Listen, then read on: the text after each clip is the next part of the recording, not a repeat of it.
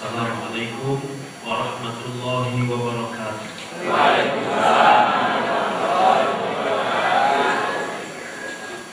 Alhamdulillahilladzi hadana li hadza wa ma kunna linahtadiya laula an hadana Allah. Asyhadu an la ilaha illallah wahdahu la syarika lah wa asyhadu anna Muhammadan abduhu wa rasuluh. Allahumma shalli wa sallim wa barik ala sayyidina wa habibina wa maulana Muhammadin wa ala alihi al-tahirin wa sahabatihi al-muhtadin. Amma ba'du. Rabbi a'udzu bika min hamazati syayatin wa a'udzu bika rabbi an yahdurun. Subhanaka la ilma lana illa ma 'allamtana innaka antal alimul hakim.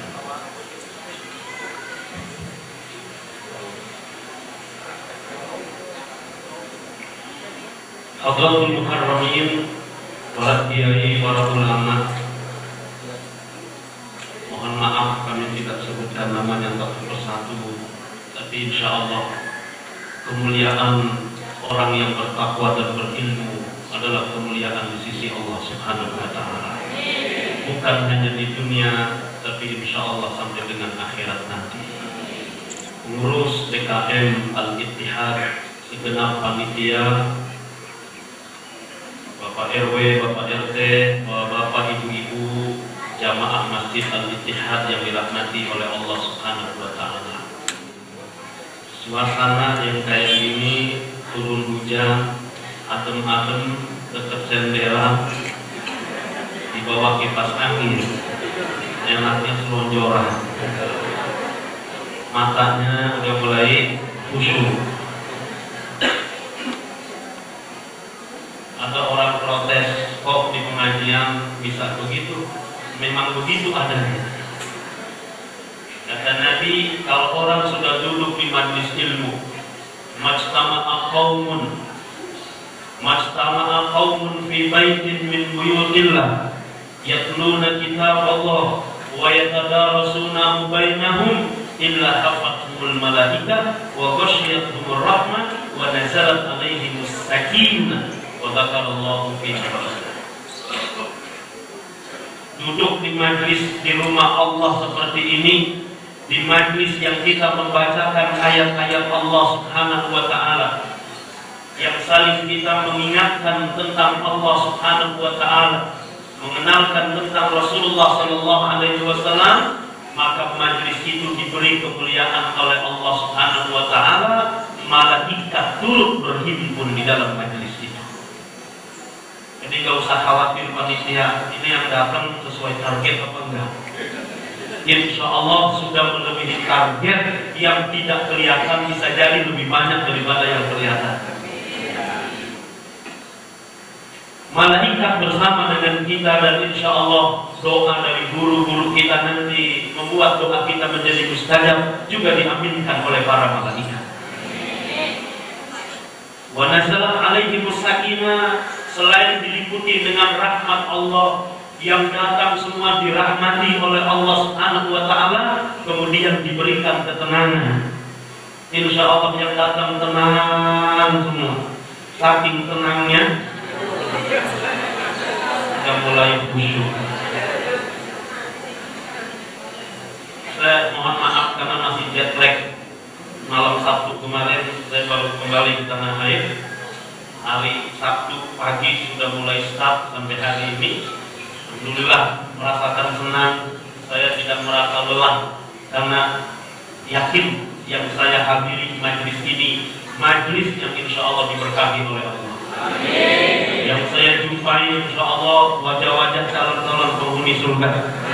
Insya Allah wajah-wajah yang kelak akan juga mendapatkan syafaat dari baginda Rasulullah sallallahu alaihi wasallam, karena kita hadir di majlis ini karena Allah, dan insya Allah karena cinta kita kepada Rasulullah sallallahu alaihi wasallam.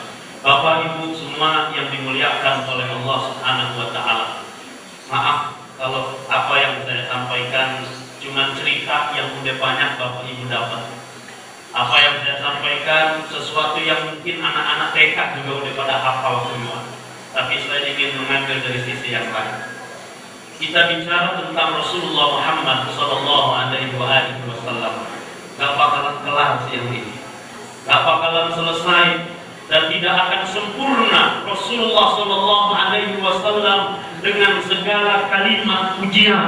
Rasulullah Sallallahu Alaihi Wasallam dengan kalimat-kalimat indah kita mengungkapkan tentang beliau. Sesungguhnya kita tidak akan pernah sanggup mengungkapkan tentang kemuliaan Rasulullah Sallallahu Alaihi Wasallam. Bayangkan Bapak Ibu, yang memuji beliau adalah Allah zat yang menciptakannya. A'udzu billahi minasyaitonir rajim.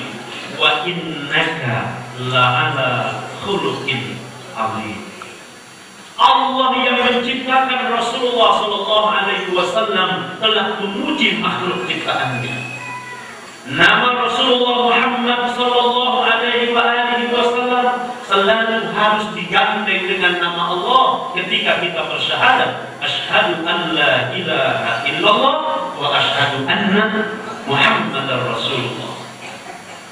Ketika kita salat juga demikian, tidak sah salat kita kecuali kita juga mengucapkan salawat untuk baginda Rasulullah sallallahu alaihi wasallam. Allahumma shalli ala sayyidina Muhammad wa ala ali sayyidina Muhammad sampai dengan selesai. Jadi manusia mulia dan agung ini pastilah seorang saya yang banyak dosa. Saya yang kurang ilmu ini tidak akan pernah sanggup mengungkapkan tentang kemuliaan Rasulullah Sallallahu Alaihi Wasallam. Kalaulah ada yang terungkap, hanyalah dari pemahaman saya yang kecil ini, tapi mudah-mudahan ada hikmahnya untuk kita semua. Bapak Ibu yang dimuliakan oleh Allah, adalah Rasulullah dengan akhlaknya yang indah. Ketika beliau ditanya tentang siapa dirinya, beliau tak sombong.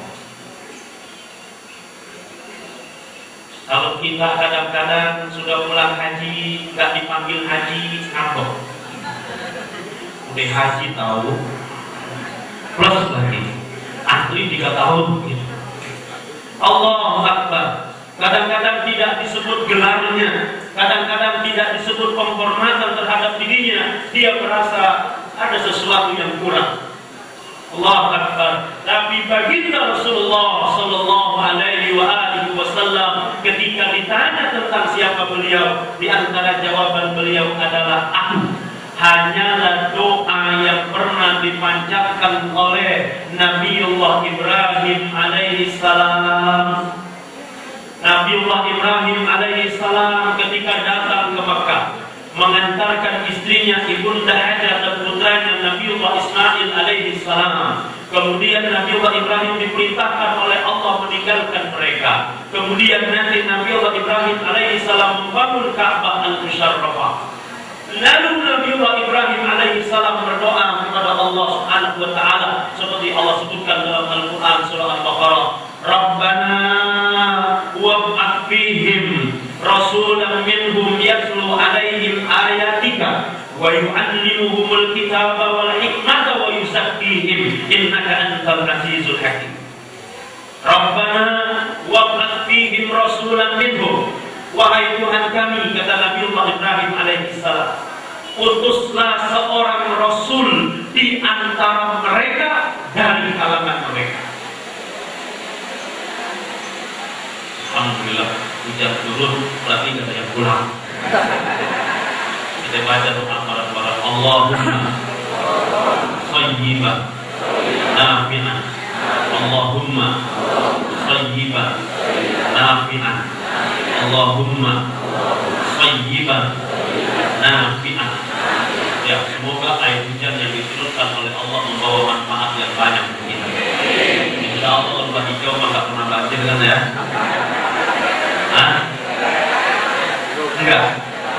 Insya Allah gak banjir ya. Insya Allah. Jadi gak usah takut kalau kita ada air hujan, kita baik sangka Allah sayangi kita. Kalau jemuran kita belum ada kering, ada makhluk Allah yang butuh air, makanya dikirim oleh Allah. Saya suka bilang begini, kita di rumah punya pohonan. Kadang-kadang tidak semua pohonan yang ada di rumah kita kasih air. Kalau yang mahal-mahal, dilapnya pakai susu, ditempatkan di tempat yang baik, pencahayaannya juga bagus. Tapi pohon-pohon biarkan. Allah sayang sama makhluknya, semua yang diciptakannya dia perhatikan, diantaranya dengan Allah kasihnya. Kita nggak sempat nyiramin air pohon-pohonan itu, tapi Allah kirim air hujan yang kemudian pohon-pohon itu bisa tumbuh. Allah sayang dengan semua makhluknya. Allah ciptakan makhluk, gak ada yang disia-siakan, gak ada yang diterapkan. Baik, Bapak Ibu semua yang dimuliakan oleh Allah, doa Nabi Ibrahim, Rabbana wab'ath fihim rasulan minhum, ya Allah, utus rasul yang dari kalangan mereka untuk mereka. Rasul yang mana? Yatlu alaihim ayatika, rasul yang akan membacakan ayat-ayatmu kepada mereka. Wa yu'allimuhumul kitaba wal hikmah, rasul yang akan mengajarkan ilmu dan hikmah kepada mereka. Wa yuzakkihim, rasul yang membimbing mereka dan hati mereka. Innaka antal azizul hakim. Kan jarak dari Nabiullah Ibrahim alaihi salam sampai dengan Nabi Muhammad sallallahu alaihi wasallam kurang lebih ada 4.000 tahun. 4.000 tahun berarti doa Nabiullah Ibrahim alaihissalam dijawab oleh Allah dengan Allah utus Rasulullah Muhammad sallallahu alaihi wasallam. Ini pertanda buat kita, mohon maaf kalau doa jangan pakai bosan. Kalau doa nggak usah pakai ngancam. Kalau doa nggak usah pakai ceritain kita udah begini, udah begitu. Kenapa? Takdir Allah untuk kita. Kita maunya segera cepat, apa yang kita minta A, maunya A. Tapi bagi Allah tidak begitu. Kita tidak bisa mendikte Allah. Allah akan berikan pada waktu yang tepat dan kepada orang yang tepat dan pemberian yang tepat. Kalau anak kita lagi flu, lagi batuk, dia minta es, maaf Bapak Ibu, kira-kira kita kasih apa enggak? Kalau kita nggak kasih, apakah kita nggak sayang sama anak kita? Tetap sayang.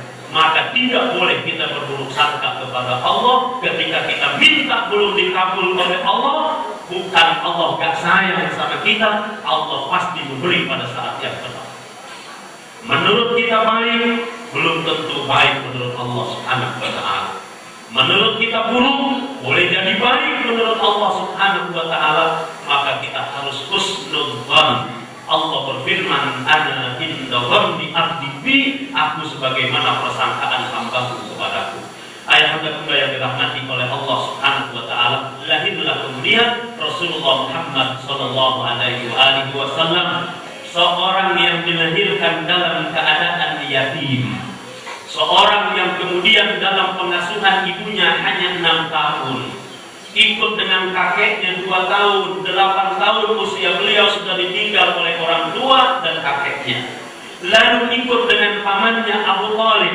Ikut dengan pamannya, dan Abu Thalib bukan termasuk orang yang kaya di antara kerabat-kerabat Rasulullah yang lain. Kenapa Allah pilihkan Rasulullah ikut dengan pamannya Abu Thalib dan selanjutnya? Yang pertama, saya ingin mengatakan kepada kita semua, barusan Bapak Ibu sudah ikut menyantuni anak-anak yatim kita. Inilah amanah Allah untuk kita. Inilah amanah dari Allah untuk kita, termasuk mohon maaf buat para ibu yang diamanahi anak yatim, yang ayahnya atau suami ibu sudah meninggal dunia, tetap yakinlah rezeki semua dari Allah Subhanahu wa Ta'ala. Yatim gak bakalan nyusahin, yatim gak bikin kita malah nanti bersusah, repot dan lain sebagainya. Justru yatim dengan adanya mereka itulah mengundang berkah dari Allah Subhanahu wa Ta'ala.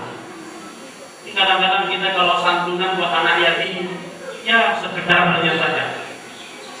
Mudah-mudahan kalau tahun ini kita bisa ngasih 1 amplop, tahun depan bisa 10 amplop. Banyak benar amplopnya, yang penting maka isinya. Ini amanah Allah untuk kita, tapi kita diingatkan Allah yang ngatur rezeki buat kita, bukan kita.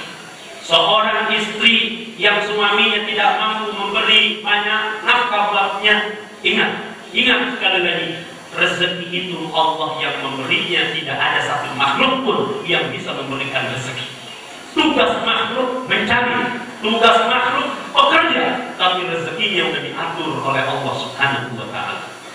Bapak Ibu yang dimuliakan oleh Allah, yatim, mudah-mudahan kita makin akrab dengan mereka. Ana wa kafilul yatim kahataini fil jannah. Dekat kata Rasul, orang yang ngurus anak yatim, dia nanggung anak yatim, akan berdampingan dengan Rasulullah Shallallahu Alaihi Wasallam di surga. Profesor Kiai Haji Ali Mustafa Yaqub, Imam Besar Masjid Istiqlal, menyebutnya gini, ini surga VIP. Orang masuk emperan surga aja udah alhamdulillah. Tapi kalau masuk surga sampai bersama dengan Rasulullah, berdampingan dengan Rasulullah, ini kelas surga yang luar biasa. Dan buat siapa diberikan? Buat kafirul yatim, buat orang-orang yang punya kepedulian dan mereka menghidupi anak-anak yatim. Yang kedua, Bapak Ibu yang dimuliakan oleh Allah Subhanahu wa taala, Rasulullah Shallallahu Alaihi Wasallam dalam pengasuhan ibunya sebentar, dalam pengasuhan kakeknya sebentar, ada sebuah pelajaran yang luar biasa. Rasulullah mengatakan, fa'addabani Rabbi fa'ahsana ta'dibi. Allah yang mendidik aku, dan ini pendidikan yang sempurna dari Rabbku. Bayangkan kalau kita ini para orang tua seringkali menginginkan anak-anak seperti apa yang kita inginkan. Bapaknya pilot, pengen anaknya juga pilot. Bapaknya prajurit, pengen juga anaknya prajurit. Mungkin bapaknya pejabat, pengen anaknya juga jadi pejabat. Kan lagi model sekarang, ya. Suaminya turun, istrinya naik, gitu. Di mana-mana lagi banyak. Nah, Bapak Ibu yang dimuliakan oleh Allah Subhanahu wa taala, Rasulullah Shallallahu Alaihi Wasallam steril dari itu. Mengapa? Fa'addabani Rabbi fa'ahsana ta'dibi. Benar-benar dalam didikan Allah Subhanahu wa taala. Oleh karena itu pelajarannya bagi kita, mohon maaf para orang tua, mampukah kita membuat anak kita soleh? Mampukah kita membuat anak-anak kita menjadi solehah? Mampukah kita membuat anak-anak kita menjadi baik?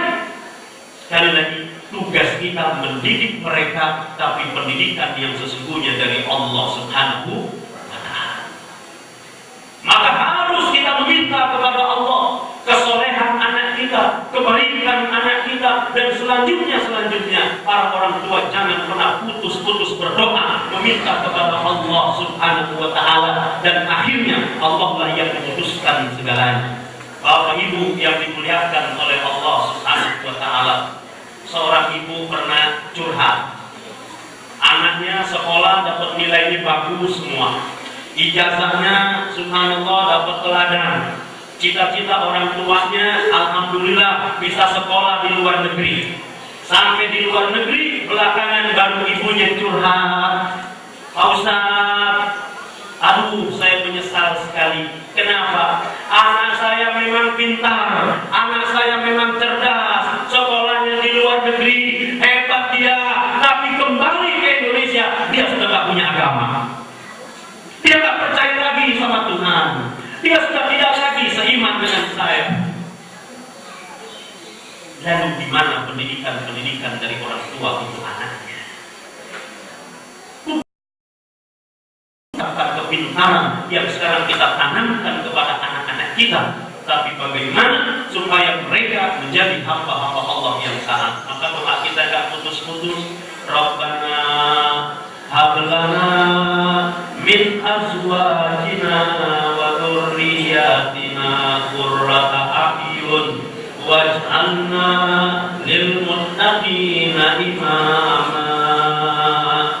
Dulu kita sering sebelum dapat anak kita minta Rabbi habli minas salihin, Rabbi habli minas salihin, Rabbi habli, supaya anak kita ini jadi anak yang soleh. Kita minta kepada Allah Subhanahu wa ta'ala.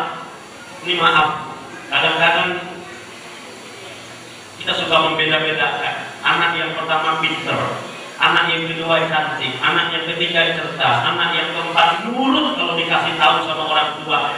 Anak kelima badelnya naudzubillah. Orang tua sudah mulai komentar, dasar anak kecolongan. Kira-kira kalau itu anak kecolongan, siapa yang nyolong? Oh, bapaknya. Wajarkah anak mendapatkan kalimat itu dan dia mendengarnya. Bahkan juga mohon maaf pada orang tua menanamkan kalimat-kalimat yang tidak pantas. Saya suka bilang, ini kadang bayi sedang digendong, dia belum bisa bicara, tapi sudah dikasih pertanyaan yang dia nggak bisa jawab.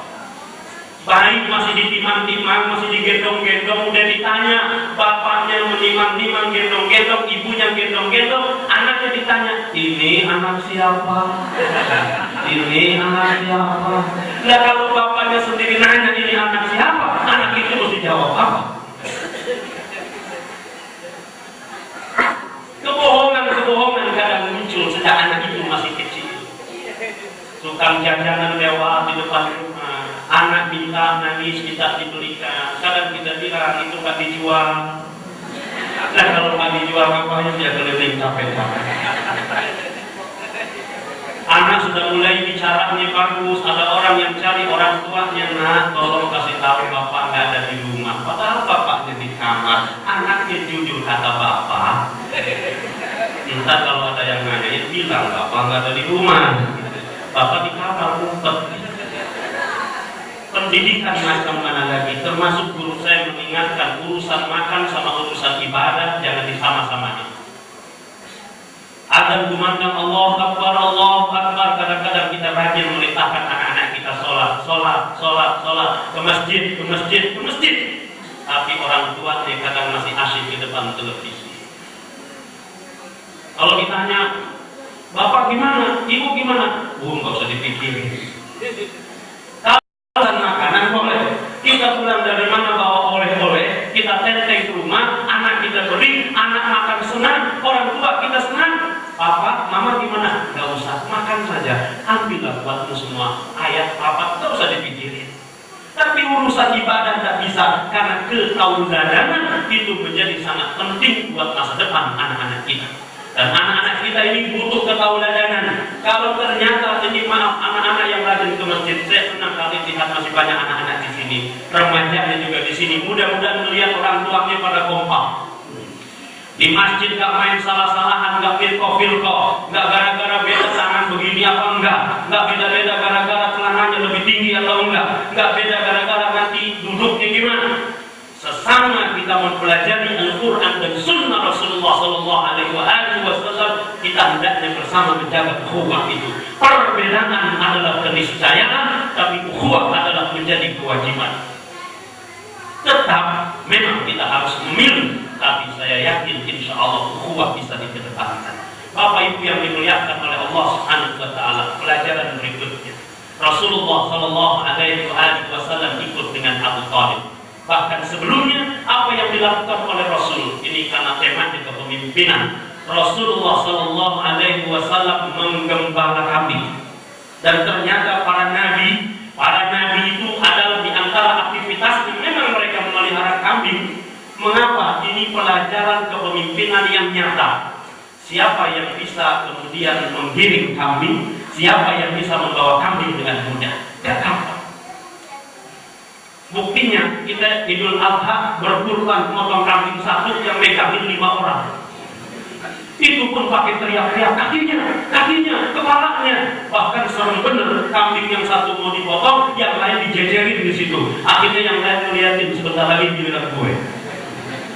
Padahal kita ini manusia harusnya punya peri kehewanan. Jangan sampai yang lain yang belum dipotong melihat temannya dipotong. Kenapa? Supaya jangan dia merasa tidak nyaman, bisa stres juga. Nah, ngurus kambing, ngambil kambing, mengembala kambing ini tanda latihan kepemimpinan. Bapak Ibu yang dimuliakan oleh Allah, saya ziarah ke makamnya Nabi Syuaib alaihissalam. Tempatnya di gunung tinggi sekali, jarang rumah di situ. Lihat para nabi di mana mereka ada di gunung-gunung. Ternyata mereka tempatnya tinggi dan lingkungannya adalah lingkungan mengembala. Lihat, bukti orang kalau dia akan sukses jadi pemimpin, lihat aja. Kalau dia udah bisa menguasai kambing, ini satu contoh, maka insya Allah ada jiwa kepemimpinan di hatinya. Artinya pemimpin gak boleh ego maunya dia sendiri. Pemimpin gak boleh sombong merasa sudah bisa tanpa butuh bantuan orang lain. Saya suka mengibaratkan gini, maaf, mulut nih, ada bibir kita, mulut kita seharusnya terserah kita mau di mana saja, kapan saja kita senyum, tapi ternyata gak bisa. Senyum butuh objek, baik dilihat atau diingat. Senyum butuh kawan atau lawan sekalipun. Coba, enggak ada objek, enggak ada kawan, senyum. Insya Allah yang lain yang melihat juga pada senyum. Ini kok jadi begini? Artinya apa? Tidak mungkin kita hebat dalam kesendirian kita. Seorang suami kelihatan gagah karena ada pendampingnya, ada istrinya yang mendukung kegagahan dan kesuksesan seorang suami. Demikian juga seorang istri. Anak-anak hebat karena ada orang tua hebat di belakangnya. Ada pemimpin-pemimpin hebat karena ada pendukung-pendukung yang hebat di belakangnya. Semua seperti itu. Maka kepemimpinan ini adalah sesuatu yang harus dilahirkan. Dan Bapak Ibu yang dimuliakan oleh Allah Subhanahu wa Ta'ala, anak-anak kita ini mudah-mudahan sebagaimana Rasulullah diajarkan. Rasulullah bekerja, mau berkeringat. Rasulullah SAW kemudian usia 13 tahun, beliau mulai ikut berdagang dengan pamannya. Dagang. Itu artinya apa? Tidak boleh hari ini kita menggantungkan hidup kita kepada makhluk yang lain. Semua kita harus ada usaha. Maaf kan, saudara-saudara kita Tionghoa itu kan biasa. Saya dulu tinggal di Mampang. Itu ada dari Pontianak datang ke tempat saya ngontrak tempatnya kecil. Lama-lama itu kontrakan dibeli. Lama-lama dia beli lagi lahan yang lain. Lama-lama dia beli lagi rumah. Semakin hari semakin hebat. Kalau pribumi umumnya semakin lama makin habis. Ini luar biasa. Kenapa? Yang saya perhatikan, ternyata anak-anaknya yang sekarang mereka juga sukses dunianya, karena dari sejak kecil mereka sudah terlibat praktis dalam perdagangan. Mereka membantu ayahnya, membantu ibunya. Mereka ikut mengembalikan kalau ada orang belanja. Mereka ikut menentengkan plastik. Ini yang harusnya terjadi. Anak-anak kita kaum muslimin yang kecil-kecil bukan hanya belajar aja. Enggak, dari sekarang dari kecil mereka ditanamkan supaya apa? Supaya terlibat dalam khidmat, terlibat dalam pelayanan, sehingga mereka akan mandiri, tidak menyusahkan orang lain. Saya ingat 1 bulan yang lalu saya kembali dari Mesir. Itu biasa kalau ada anak-anak kecil seperti ini, kita datang ke rumah mereka, dijamu, anak-anak ini gak boleh ikut makan. Dia mengeluarkan, menghidangkan makanan, kita ajak, ayo makan sini. Gak boleh sama orang tuanya. Biar dia tunggu di situ, anaknya juga gak boleh lari, tunggu di situ. Nanti kalau ada perlu apa-apa, tinggal minum. Anak itu ikut menjadi pelayan. Bayangkan kalau itu sudah tertanam dari kecil, mereka terlibat dalam proses itu, maka besarnya insya Allah mereka akan menjadi pemimpin-pemimpin yang baik. Bapak Ibu yang dimuliakan oleh Allah Subhanahu wa Ta'ala, ternyata proses menyiapkan kepemimpinan adalah proses penanaman nilai-nilai yang ada sejak kecil, dan Rasulullah Shallallahu Alaihi Wasallam itu menjadi sosok yang sangat luar biasa dengan kemandiriannya. Berikut, maaf Bapak Ibu yang dimuliakan oleh Allah, usia 25 tahun Rasulullah SAW menikah dengan Sayyidah Khadijah radhiyallahu anha. Orang suka bilang Rasulullah menikah dengan Khadijah yang cantik, janda, kaya. Rasulullah nggak punya apa-apa, nikahin orang kaya. Saya nggak paham dengan ini. Rasul bukan nggak punya apa-apa. Rasul sukses memperdagangkan hartanya Khadijah. Kalau mau dipertemukan, yang satu investor namanya Khadijah, yang satu profesional tangguh namanya Muhammad. Jadi dua-duanya punya kekuatan. Ini sebelum jadi Nabi dan Rasul. Rasulullah Muhammad SAW seorang profesional. Ketika beliau berdagang, perdagangannya sukses. Khadijah sebagai investor, sebagai pemodal, ya sama-sama ketemu. Akhirnya dua investor dan orang yang profesional tangguh bertemu. Mereka punya kekuatan yang luar biasa. Jadi bukan tanpa modal, dan mohon maaf buat anak-anak muda sekarang yang laki-laki harus juga begitu. Apa yang bisa kita persembahkan, apa yang bisa kita siapkan. Dan mudah-mudahan Allah Subhanahu wa Ta'ala jadikan keluarga kita keluarga yang soleh dan solehah. Yang belum berjodoh insya Allah ketemu dengan jodoh yang soleh dan solehah. Yang sudah berkeluarga, mempunyai keturunan, insya Allah Allah karuniakan keturunan yang soleh dan solehah. Yang masih punya hutang, mudah-mudahan Allah segera berikan lunas hutangnya. Tambah kenceng saya jadi curiga. Baik Bapak Ibu yang dimuliakan oleh Allah Subhanahu wa taala, sebelum beliau memperdagangkan hartanya Khadijah, Rasulullah sallallahu alaihi wasallam telah pergi dulu. Inilah yang kemudian tanda-tanda kenabian diperlihatkan. Maksud saya adalah buat anak-anak sekarang nih yang masih kecil-kecil, para remaja. Sebagaimana Rasulullah pergi ke negeri Syam. Syam itu jauh. Syam itu sekarang Syria, Lebanon, Jordan, Palestina, itu masuk negeri Syam. Maka Rasulullah dari Saudi Arabia kalau dihitung sekarang naik pesawat 2 jam ke sana, bagaimana beliau dengan naik onta atau jalan kaki, perjalanan yang jauh. Rasulullah SAW akan meninggalkan Saudi Arabia untuk berdagang. Maka pelajaran bagi kita hari ini adalah buat anak-anak, buat para remaja, punya cita-cita yang tinggi, jangan merasa sudah besar di tempat sendiri.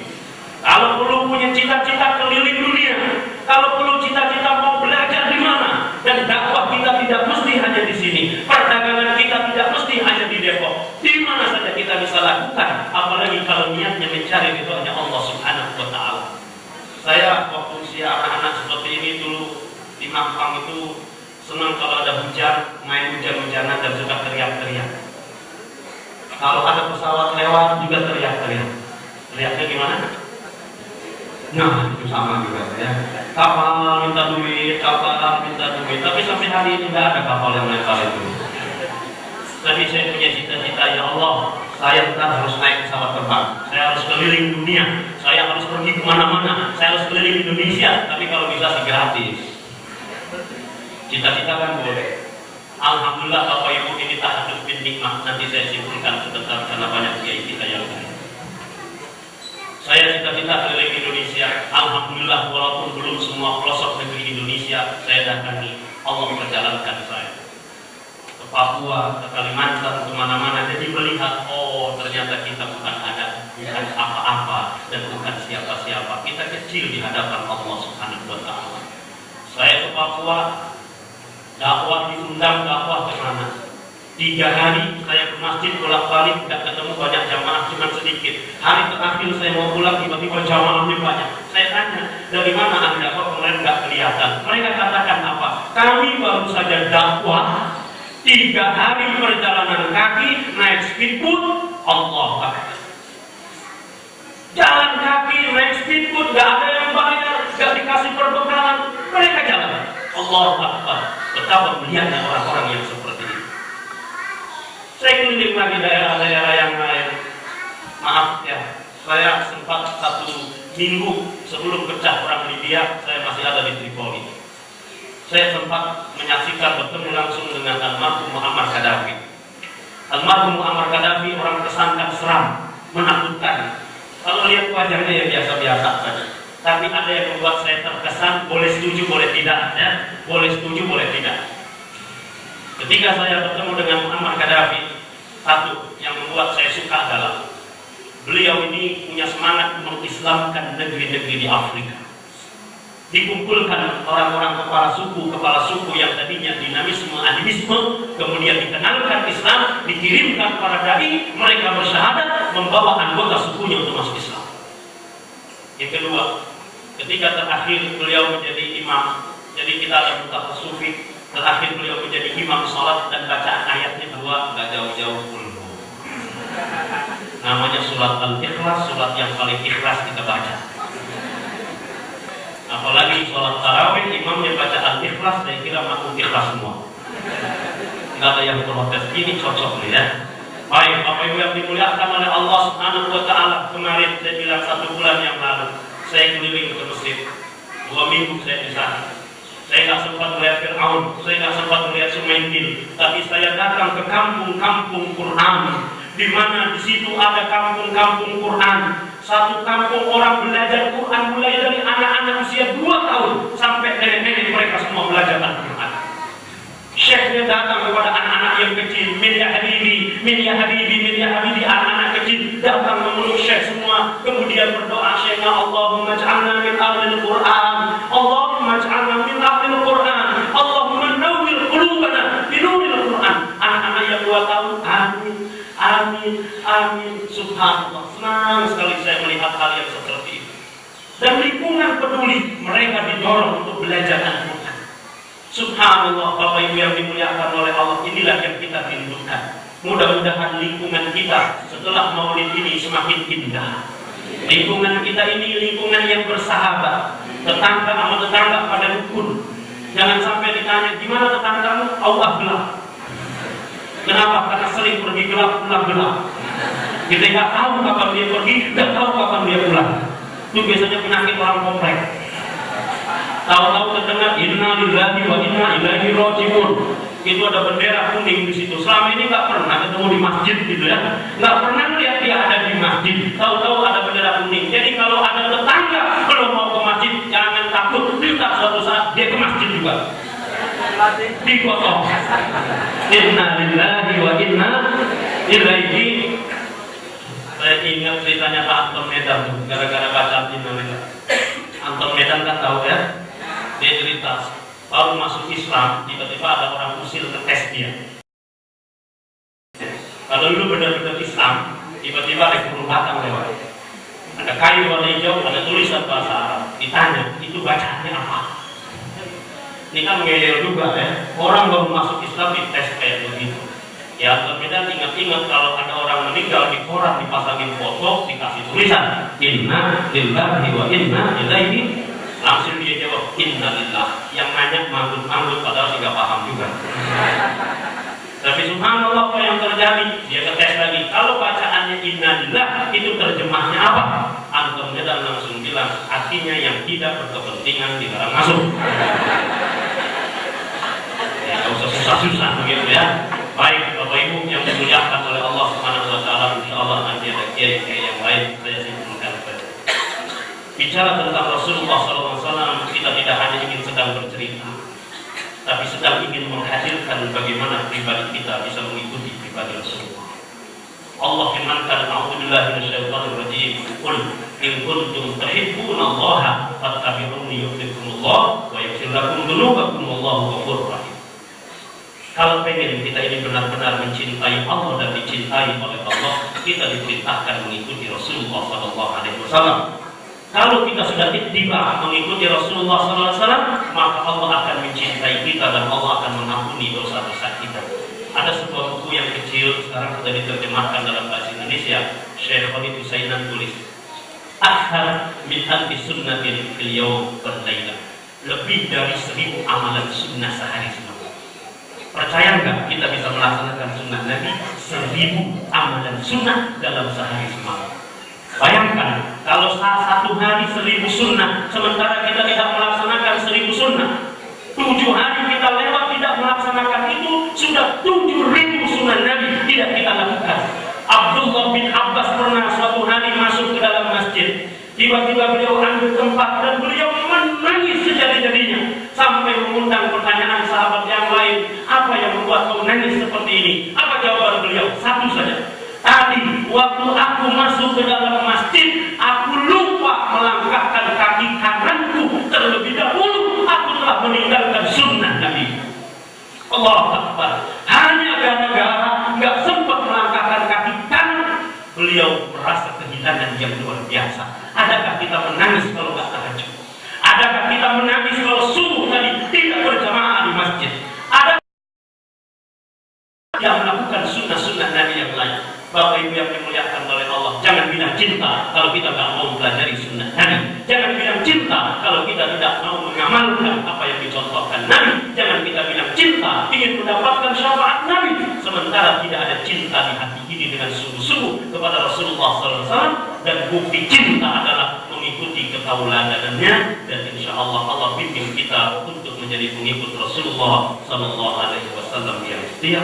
Mohon maaf lahir batin. Assalamualaikum warahmatullahi wabarakatuh.